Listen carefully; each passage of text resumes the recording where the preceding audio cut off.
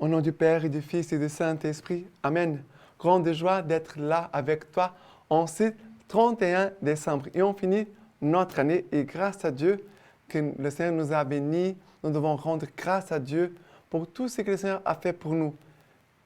On doit finir cette année en rendant grâce au Seigneur, car le Seigneur nous a donné la vie pendant cette année, le Seigneur nous a donné sa grâce, le Seigneur nous a conduits, nous a donné sa parole, nous a donné l'Eucharistie, nous a donné beaucoup de grâces. On doit faire mémoire des grâces que nous avons reçues pendant toute cette année. Moi, j'ai un cœur vraiment rempli d'actions de grâce. Le Seigneur vraiment est très bon. On doit proclamer la bonté du Seigneur envers nous, nous tous. D'accord? Et la première lecture d'aujourd'hui, c'est 1 Jean chapitre 2, à partir du verset 18. Petits enfants, voici venue la dernière heure. Vous avez ouï dire que l'Antichrist doit venir. Et déjà maintenant, beaucoup d'Antichrists sont survenus. À quoi nous reconnaissons que la dernière heure est là? Ils sont sortis de chez nous, mais ils n'étaient pas des nôtres. S'ils avaient été des nôtres, ils seraient restés avec nous. Mais il fallait que fût démontré que tous n'étaient pas des nôtres. Quant à vous, vous avez reçu l'onction venant du Saint, et tous vous possédez la science. Je vous ai écrit, non que vous ignoriez la vérité, mais parce que vous la connaissiez et qu'aucun mensonge ne provient de la vérité. Alors ici, Saint Jean nous parle de l'Antichrist. Il parle voici venue la dernière heure. Vous avez ouï dire que l'Antichrist doit venir, et après dire, beaucoup déjà d'Antichrists sont survenus. Mais notre souci, ce ne sont pas les Antichrists. Notre souci doit être les chrétiens. On doit fortifier les chrétiens.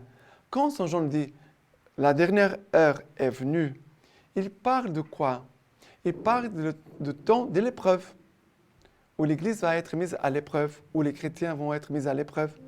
Et on doit demander la grâce de l'Esprit Saint de demeurer fidèle, ferme dans la foi. Malgré ce qui peut arriver dans notre monde, dans notre Église, on reste debout, on reste attaché au Seigneur, on reste attaché à notre pape François, on reste attaché à l'Écriture, on reste attaché à l'Eucharistie. Voilà, on ne change pas. Mais qu'est-ce qui se passe? Les antichrists sont des gens qui étaient des nôtres, comme dit Saint Jean, mais qui ont abandonné la foi, qui ont abandonné l'Église, qui ont abandonné l'Eucharistie. Voilà. On doit prier pour eux, pour toutes ces personnes, pour qu'ils puissent se convertir, qu'ils puissent se repentir, qu'ils puissent revenir à nouveau au Seigneur et à son Église.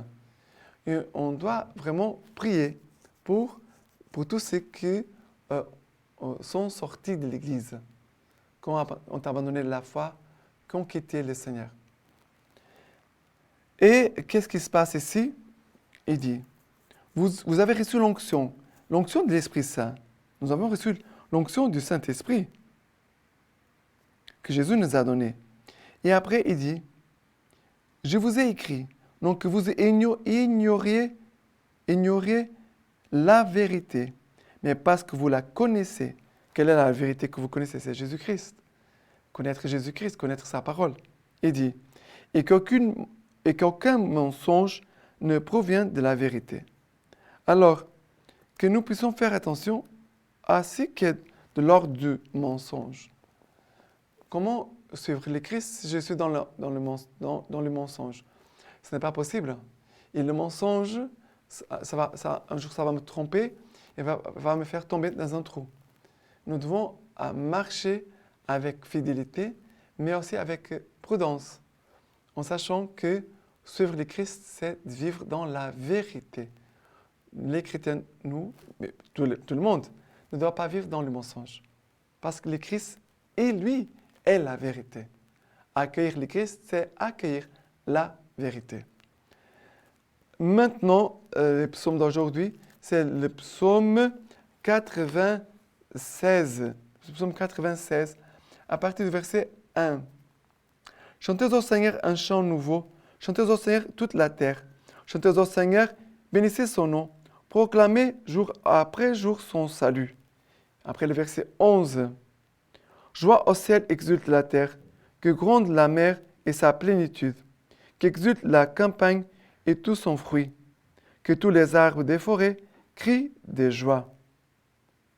Car à la fin, Seigneur, car il vient pour juger la terre. Il jugera le monde avec justice et les peuples en sa vérité. Et ici, il dit, joie au ciel, exulte la terre. Le Seigneur veut nous combler en cette fin d'année aussi de sa grâce, de sa joie. Parce que tout le monde est en train de prier, Seigneur, bénis-nous dans cette nouvelle année qui s'approche, dans cette nouvelle année où nous sommes en train d'entrer. Nous devons demander vraiment la bénédiction du Seigneur, mais en même temps, de faire attention pour ne pas entrer dans la nouvelle année déjà d'une façon pas correcte. Et ici, il nous dit, à la face, Seigneur, car il vient pour juger la terre. Mais si tu gardes des péchés, si tu caches des péchés, tu vas avoir peur. Mais pour celui qui est dans la vérité, il ne va pas avoir peur du jugement du Seigneur. Et après, il dit, il jugera le monde avec justice et les peuples en sa vérité. Le Seigneur veut vraiment nous faire entrer dans la vérité.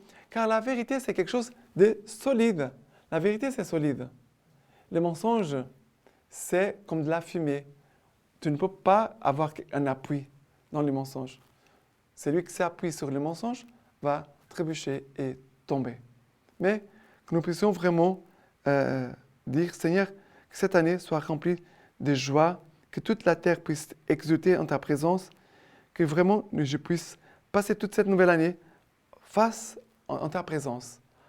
Il dit, à la face, Seigneur, car il vient, que je puisse vivre toute cette année sur ton regard d'amour, mon Dieu, mon Père. Et maintenant, l'évangile d'aujourd'hui, c'est Jean chapitre 1, à partir du verset 1. Au commencement était le Verbe, et le Verbe était auprès de Dieu, et le Verbe était Dieu. Il était au commencement auprès de Dieu. Tout fut par lui, et sans lui rien ne fut. Ce qui fut en lui était la vie, et la vie était la lumière des hommes. Et la lumière, lui, dans les ténèbres, et les ténèbres ne l'ont pas saisi. Il a eu un homme envoyé de Dieu, son nom était Jean. Il vint pour témoigner, pour rendre témoignage à la lumière, afin que tous crussent par lui. Celui-là n'était pas la lumière, mais il avait à rendre témoignage à la lumière. Il était la lumière véritable, qui éclaire tout homme. Venant dans le monde, il était dans le monde. Et le monde fut par lui, et le monde ne l'a pas reconnu. Il est venu chez lui, et les siens ne l'ont pas accueilli. Mais à tous ceux qui l'ont accueilli, il a donné pouvoir de devenir enfants de Dieu. À ceux qui croient en son nom, eux qui ne furent engendrés ni du sang, ni d'un vouloir de chair, ni d'un vouloir d'homme, mais de Dieu. Et le Verbe s'est fait chair, et il a campé parmi nous. Et nous avons contemplé sa gloire, gloire qui tient du Père comme unique engendré, plein de grâce et de vérité. Jean lui rend témoignage et s'écrie, c'est de lui que j'ai dit, c'est lui qui vient derrière moi, le voilà passé devant moi, parce qu'avant moi il était. Oui, de sa plénitude nous avons tous reçu, et grâce pour grâce, car la loi fut donnée par l'entremise de Moïse, et la grâce et la vérité advinrent pour entremise de Jésus-Christ. Nul n'a jamais vu Dieu. Le Fils unique engendré, qui est dans le sein du Père, lui l'a fait connaître. Alors, ici Jean va rendre témoignage. Il dit, c'est de lui que j'ai dit, c'est lui qui vient derrière moi, les voilà passés devant moi. Commencer une nouvelle année, c'est de dire au Christ, à Jésus, passe devant moi et que je puisse te suivre comme ton disciple. Tu es mon maître, je me laisse enseigner, je me laisse conduire par toi. Tu es l'agneau de Dieu qui enlève les péchés du monde. Marche, avance, et moi je te suivrai. C'est cela, commencer une nouvelle année. Et après aussi, de dire, oui, de sa plénitude, nous avons tous reçu, et grâce pour grâce. Voilà dire, Seigneur, que cette année puisse être une année de grâce. Une année de grâce, ça ne veut pas dire une année sans souci, sans problème, sans difficulté. Ce n'est pas ça. Une année de grâce, c'est de vivre toujours en présence de Dieu, de vivre toujours attaché au Seigneur. Ça, c'est la véritable grâce. Parce que je peux avoir la santé, je peux peut-être pas avoir de soucis, avoir une vie tranquille. Mais si je ne suis pas uni à Dieu, si je ne suis pas en présence de Dieu, ça ne sert à rien. Mais bien sûr, on souhaite avoir la santé, de bien avoir une bonne vie et vivre aussi en présence du Seigneur. Oui, mais n'oublions pas quelle est la priorité. N'oublions pas qu'est-ce que c'est l'essentiel. L'essentiel, c'est que Dieu, vraiment, soit notre Maître, notre Seigneur, qu'il marche devant nous tous pendant cette nouvelle année et que nous soyons fidèles à lui. C'est ça que nous devons dire et vraiment choisir. Car la grâce et la vérité advinrent par l'entremise de Jésus-Christ.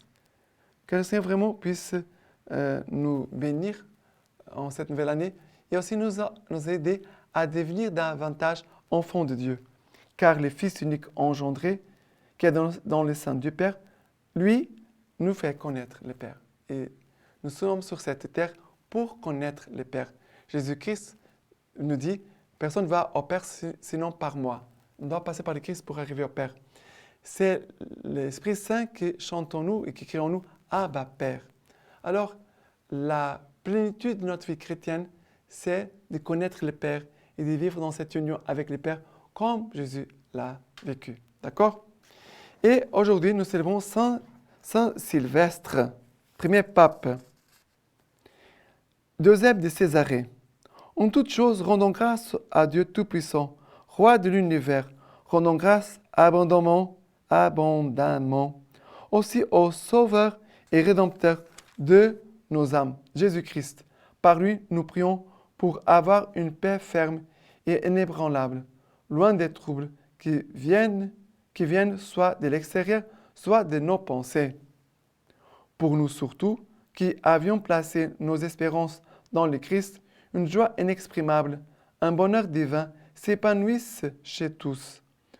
Tous ces lieux qui l'impiété des tyrans avait ravagés peu auparavant, nous pouvions les voir revivre après une longue et mortelle dévastation.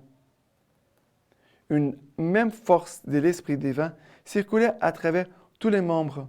C'était une seule âme pour tous, la même et unique ardeur dans la foi, un seul hymne pour glorifier Dieu. Une foule où se mêlaient hommes et femmes et de tout âge s'élèverait de tout cœur et de toute sa force à la prière et à l'action de grâce. Et avec la plus grande allégresse, honorer Dieu, auteur de tout bien. Maintenant, je vous laisse la bénédiction par les mains toutes pures de la Vierge Marie. Dieu Tout-Puissant vous bénisse et vous garde, le Père, le Fils et le Saint-Esprit. Amen. Une bonne et sainte nouvelle année.